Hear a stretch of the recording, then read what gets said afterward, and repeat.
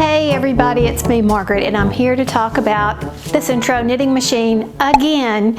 Yes, I've already done a review. It was not what I would consider a favorable review, in that I believe that I happen to have gotten a bad one. Now, with the more inexpensive plastic machines, that's a risk that you're going to take. But before we go any further, if you're new to machine knitting, make sure you watch this video first. Once you understand about these machines, you can more accurately assess which one's right for you. And of course, link in the description box below. But this machine has a huge following in the circular knitting machine community.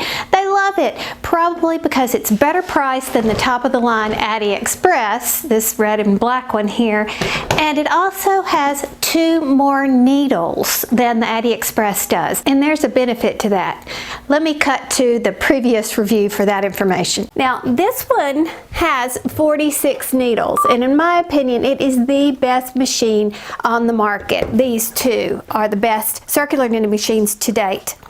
This one, however, has 2 more needles, and you wouldn't think that would make a whole lot of difference in the width, but it does. It gives you a little bit more room, and so we were excited. Plus, 46 is very difficult to divide. So if you're trying to do some ribbing or something like that, you know, when you take it off the machine and maybe do some hand ribbing, you didn't have much choice other than to do 1 by 1 rib, because 46 is just one of those weird numbers. 48 gives us different options. Now, I may be jumping back and forth between footage of today and footage of 2 years ago because the basic features are still the same. But I do want to throw out there that I actually purchased with my own funds that last machine. I bought it off at Amazon. This machine was sent to me by another company. That may or may not have something to do with the quality. I'm not sure where they source their machines. Something to consider, just want you to know. Now, this was shipped from California. It initially was sent just like this, in the box that, you know, you would buy off a shelf, for example. But something happened in transit. It shipped by FedEx, and FedEx itself repackaged it in a brown cardboard box after that. But I opened it immediately just to see if it was hurt in any way, and it really wasn't. So apparently this little plastic mechanism, I don't know what you would call it, form that they provide, actually gives some really good protection in the machine, so that's good to know. Now, I love the Addy's load system, for lack of a better term. You open it up, you put your yarn in, snap it into that little hole, and then close it. But the Sentro has a good one. I mean, it pops down in here. Can you hear that? And it, you know, it's fine. It does the job, so it's not that big of a deal. I have several other machines with this particular load system here, and it works just fine. Now, something that I'm not particularly fond of is a tensioner like this. You have 3 different size holes to give you 3 different size tensions, and depending upon how you weave it in and out, you can get different tension that way as well. What I prefer to do is to hold the yarn in my left hand, but sometimes, and I have found, if it has a tensioner, the machine usually does better if you actually use this thing. So it did come with 4 little skeins of yarn, probably not enough to make one project by itself. There are some differing weights. This appears to be a bulky, this appears to be a number 4 worsted, and 2 DKs. And I think that the worsted and the DKs are usually the ones known to work the best with the circular knitting machines, or these fixed gauge machines. Don't know what the brand is. Looks pretty generic here. Okay, so this is what was in that bag. We've got the legs. They easily pop in, not a problem. We have this, which I'm so excited about. This is what came in that little generic machine that I love so much. They're suction cups that fit on the bottom of the legs, and that will help keep it stable, which I happen to think is very important to not dropping stitches and tucking stitches. But look at this. Most every machine will come with a tapestry needle of some sort, but here we've got 3 different sizes. That's kind of cool. And then we have a crochet hook, which is helpful for if you drop a stitch to repair it, or maybe doing a fancy stitch once you get it to be advanced. This is the tensioner. I hate these things, but sometimes it's necessary, so we will investigate. Now, getting these on is a lot easier said than done. They don't snap in the way I thought they were going to. But I guess that means that they're not going to come out as easily either. So that, you know, depends on how you look at it. Now also in the bag with the little suction cups were some tiny, tiny little bitty screws like this we also got a screwdriver to use those tiny screws. And what we'll do is actually screw the legs. After they pop in, we can screw them into the unit, and that will add stability. Okay, putting it together was pretty straightforward, very simple. Still love the features of the suction cup and all that kind of stuff. Now, we're going to turn it for the very first time. Now, this is what was upsetting to me right out of the box from the first Sentro that I got. I had heard how smooth it was. Everybody loved it. That wasn't the case for me.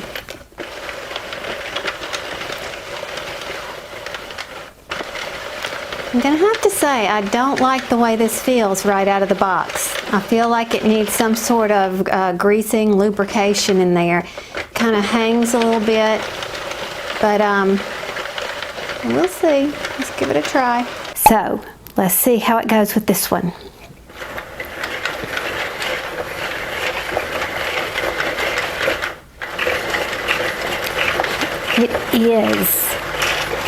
It is smooth as silk. A very different experience than the first one I got. Okay, this is awesome. So let me try making a few things. I'll try some different yarns. Let me make sure it's still as awesome as it feels right this minute when we put it to actual use.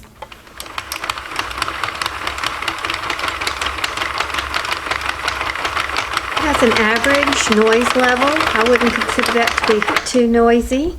So this is a Red Heart Super Saver, which generally isn't favored by most circular knitting machines, but I thought I'd challenge it right off the bat. Without using any weights, it started out really well. Sometimes we can put weights to help pull it down. I haven't had to do that, and it appears to be working okay until right this very second. But that's not uncommon. This is not what I would call something that's a red light or a red flag rather, or anything like that. It just happens sometimes. Now at this point I added some clips here to act as weights because I noticed I'm getting some tucked stitches every now and then. That is not a reflection on this machine. That is just knitting machine experience. When you begin to have a tuck stitch, you know that you probably need some more weight on your object, pulling it down. Red Heart Super Saver is notorious for not doing well in these machines, and probably because it doesn't play well against each other. It doesn't slide well. I can't stand to hand knit with it either for that same reason, but it did remarkably well on this machine. If you see. Now my biggest complaint was tucked stitches. Now you can't always see tucked stitches at first glance, but you can see them on the inside. Like right there. Can you see that little bunch of stitches? Okay, if I mark that spot and flip it over, you can kind of see what's going on, something weird right there. Or it sometimes looks like a hole. Well, that looks kind of like a dropped stitch right there, but overall it did remarkably well with Red Heart Super Saver. Not usually good for circular machine knitting. Then next we have Vanna's Choice, which has always been one of my favorites for machine knitting, and I have to say this one did very, very well. I don't have any drop stitches.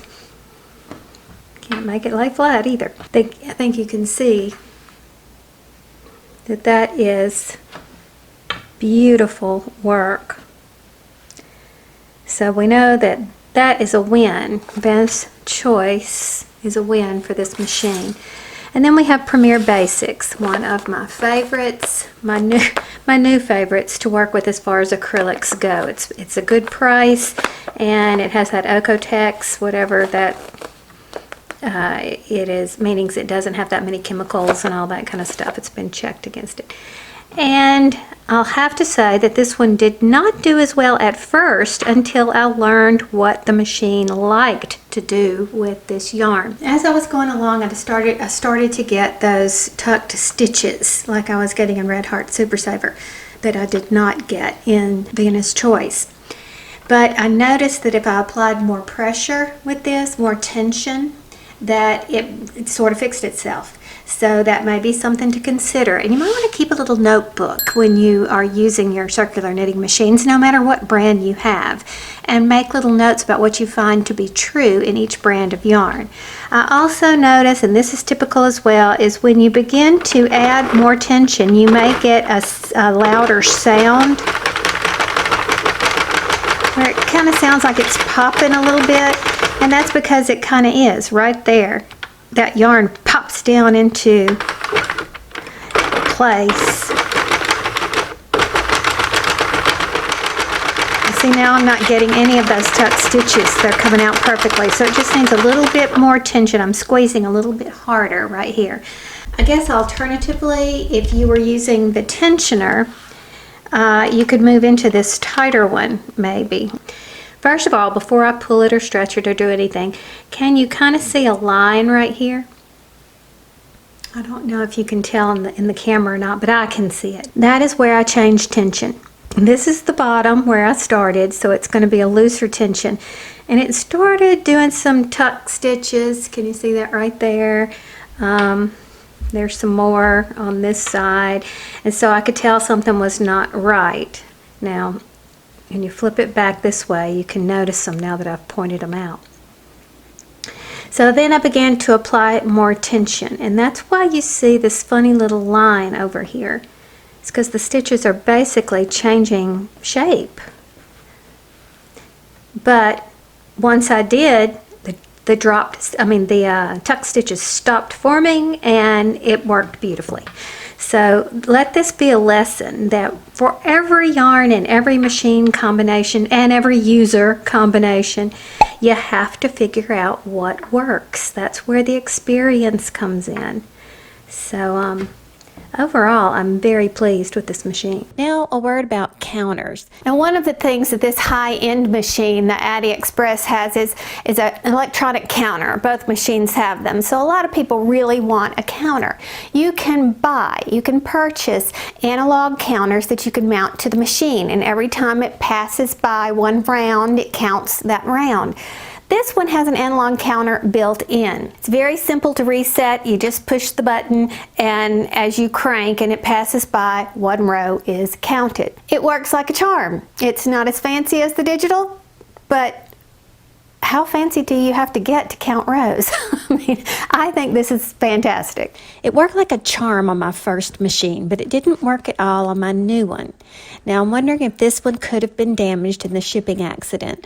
In this clip you're going to see that it seemed to count at random intervals. I don't know, since the electronic counters on the AliExpress machine seem to malfunction a lot, I've learned not to depend on counters anyway, so it's not a deal breaker for me.